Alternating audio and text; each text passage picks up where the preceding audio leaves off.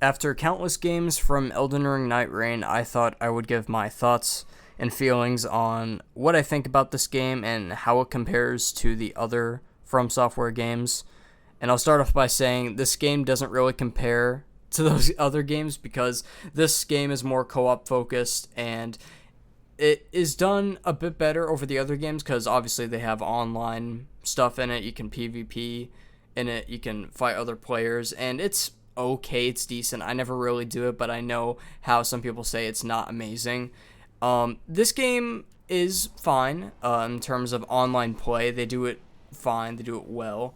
And I'll also say that all the reviews that people are putting out about the game being terrible, dog shit, or game of the year, I think both of those are wrong. I think it is just a good game. I don't think it's doing anything too innovative, but I don't think it's not doing enough. I think it's just fine for right now. However, I do think there could be some improvements in certain areas of the game, but I'll cover the pros and then I'll go to cons. So, one of the pros is the faster gameplay that you find in this. They take that kind of from Sekiro in a way because it is a bit some of the fastest gameplay we've seen in a From Software game compared to the other methodical, slower paced games, Dark Souls, Bloodborne, Elden Ring, obviously, and they make it a bit faster, kind of from Sekiro in that movement. I like it a lot. I think it works well. I think it definitely, especially like when you're jumping off of like mountains and stuff and you're not taking damage, it just really makes the experience a lot quicker. You don't feel stressed about making a mistake when it comes to like running in places because you always have somewhere to go. You're always making a goal. You're always trying to figure out where you need to be in a certain amount of time because you have like 40 minutes before you make it to the final boss. You have to go through two cycles of day and night, and then you'll finally be able to fight the final boss. But you'll always be able to run around and get all the loot you need and collect everything and level up as fast as possible so you can max out and fight the final boss and all the other bosses obviously that you fight in this game. Speaking of bosses, I think the boss design is also good. I think in some cases, I think the final boss is good. I think what's his name? The champion of Nightglow, Folgor. I don't know what his name is, but the guy on the horse, the centaur. I think that guy's cool. I think he's one of the better fights along with the final boss. I think Gladius is also pretty good. I think Caligo's fine. And all the other bosses are just okay or mid. I don't like a lot of fights that have to do with the boss just constantly running away when it gets aggro on another character. Because they just completely disengage with you and then they just run away. They fly up in the air, they do some move, they come back down super quick when it's like not telegraphed well. And it's just, it's kind of frustrating because it's like you're obviously trying to get through this as fast as possible. Especially since you want to kill it because after going through a 40-minute run of collecting a bunch of shit that is supposed to help you, it makes it more frustrating if you die and you have to do that entire thing again, which is one of the cons, but I'll get to that. But I think design-wise of the bosses, not just the fight, but how the bosses look, I think it is pretty good. It's pretty well for FromSoft standards, maybe a bit up more, I don't know, but I think they're pretty good. The fights, some of them are a bit questionable, like Augur, the Elden Beast knockoff that just constantly flies around and you can just never hit, so it's like you kind of need a ranged character to fight that boss. Don't really know what they were thinking on this one. Maybe they were just like, what if we just take Elden Beast and make it fly around and you can never hit it?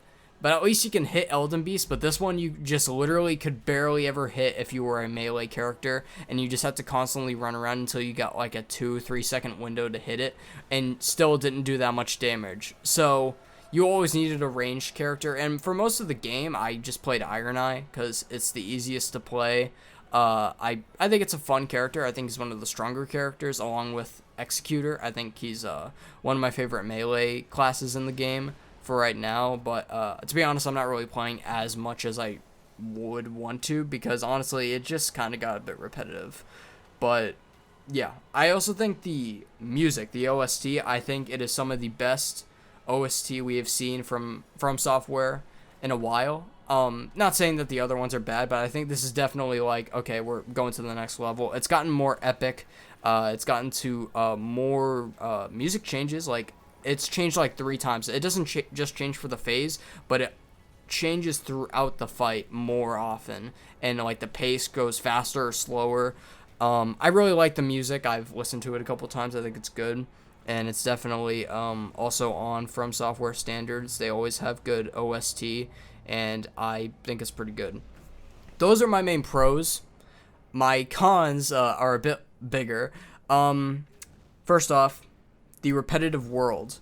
I remember them saying, maybe I could be completely wrong, but I've also heard from people that I'm pretty sure they said it was always going to change. The world was always going to transform every single run and turn different. And in a way it does, because as you play through the game and you defeat bosses, there's new areas that unlock for like a quarter of the map or less.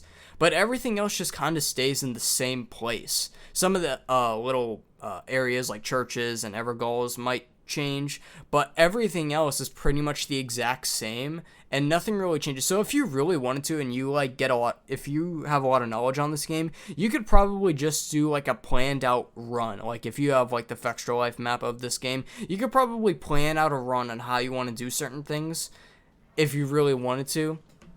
I mean, I don't really care. I don't really know. But it definitely doesn't change that much, and I thought it would be more interesting if it did, especially for a roguelike. I feel like it just makes it more interesting. A bunch of reused bosses, obviously from Elden Ring. We knew there were going to be reusing bosses, but they also didn't really reuse a lot of the good bosses. They reused a lot of the crappy ones, like Dragonkin of Nakastella, the Godskins. I mean, that's fine. I kind of expected them to be in, but like, it's just like, why? The Valiant Gargoyles. What else? The stone like cat things. I don't even know what they're called. I don't care about them. They're boring.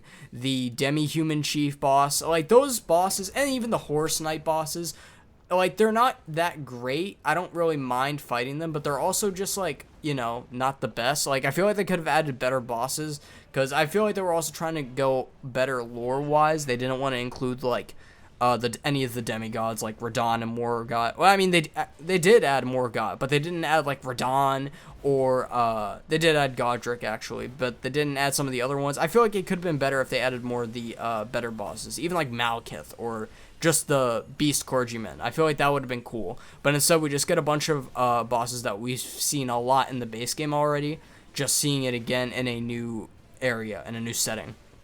And then they did have Dark Souls bosses in there, and obviously they said they were going to have Dark Souls bosses in the game, but there's like 5 or 6. But that's it. There's Dancer, Nameless King, Smelter Demon, Dukesteer Freya, Centipede Demon, and I feel like there's another one I'm forgetting.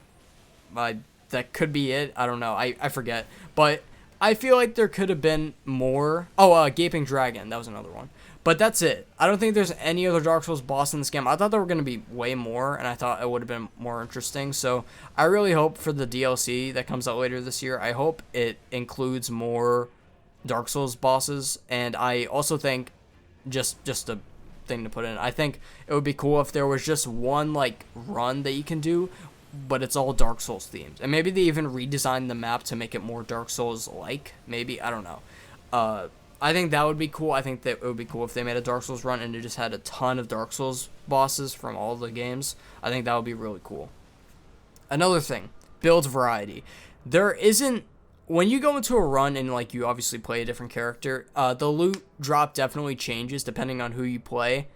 However, I played a lot of Iron Eye, and I noticed that like you could sometimes get good drops that have other crossbows or bows that have like improved range damage with ranged weapons or whatever, and you can get those, but they're very small percentages. Also, the relics that you start off in the game or you get when you win or lose a game, they also do very little in like actually helping you build like a character. Some do better obviously, but that's like later in the game. But all the relics just do very little ticks up, but like just +1, +2, +3. They don't do like major numbers, and it doesn't really make the relics that interesting, and I don't really see that big of a difference when I'm playing in runs. I just never really saw it. It kind of feels the same, just very small enhancements depending on what enemies you're fighting or what bosses you're fighting. I feel like the only thing the relics are good for is depending on if you want to have a starting armament, have some kind of affinity that allows you to use it against the final boss as their weakness, like fire or holy. I feel like that's the only good thing, but everything else is just kind of like little ticks up. Nothing really changes. It's very, very small. You don't really recognize it, and I feel like they should definitely make better ones in the future where they actually do some more major numbers that actually make you feel a bit powerful sometimes. I don't know. I feel like that would be cool. But and yeah, also Night Lords running away constantly, I feel like just definitely wasn't cool.